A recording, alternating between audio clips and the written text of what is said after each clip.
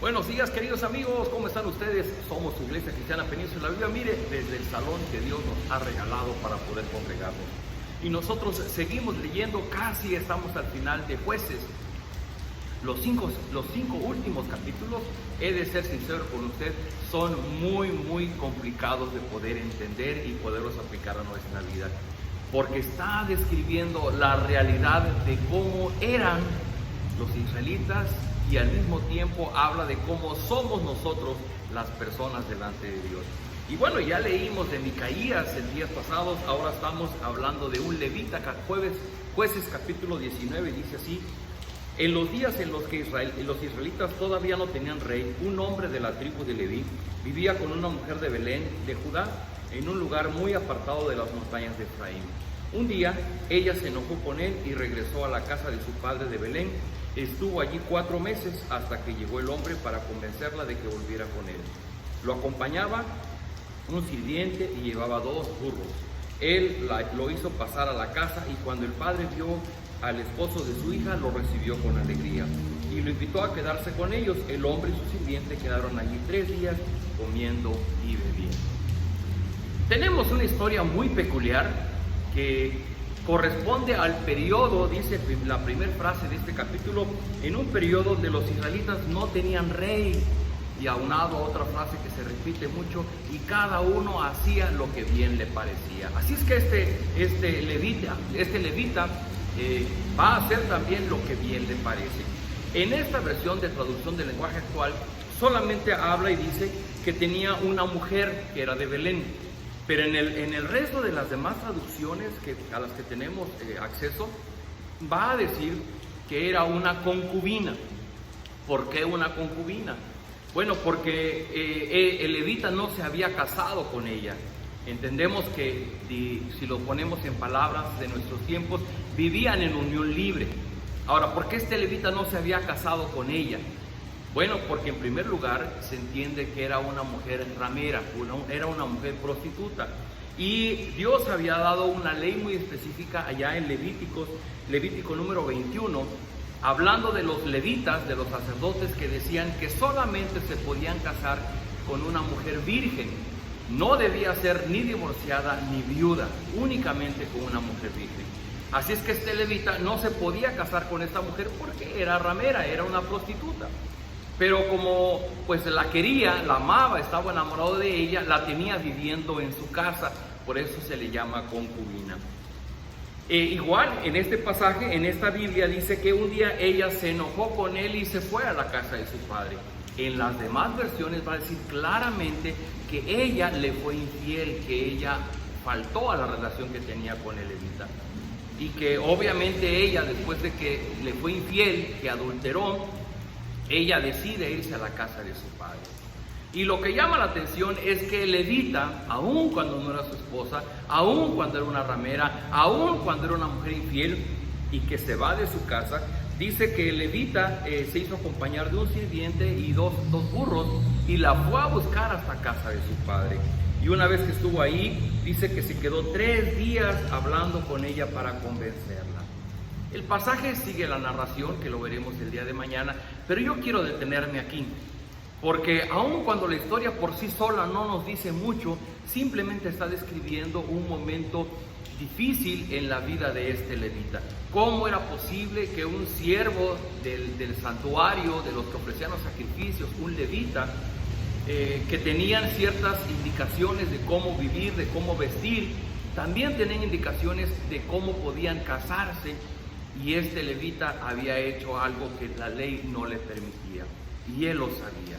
Pero encima de todo eso, tan grande fue su amor por esta mujer, que no le importó que era ramera y la tomó para sí, que no le importó que le fuera infiel y fue tras ella, que no le importó que se hubiera ido de su casa, fue tratando de convencerla. Queridos amigos, y queriendo encontrar un aprendizaje para nosotros, fíjense ustedes que en la Biblia hay un libro que se llama, es el profeta Oseas. Y el profeta Oseas está caracterizado porque Dios, en un momento de su vida, Dios le va a decir que vaya y que se case con una mujer prostituta.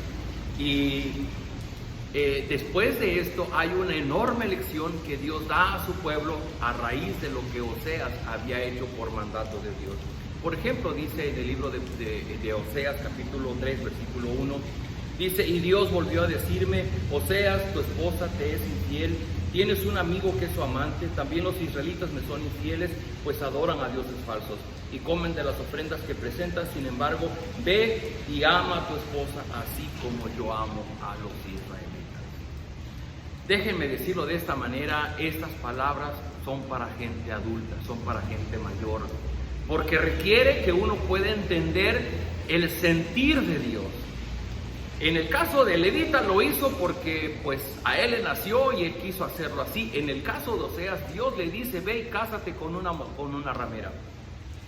Y Dios, sabiendo que la esposa de Oseas era una ramera, fíjese nada más, hace la aplicación y dice: también los israelitas me son infieles, pues adoran a dioses falsos.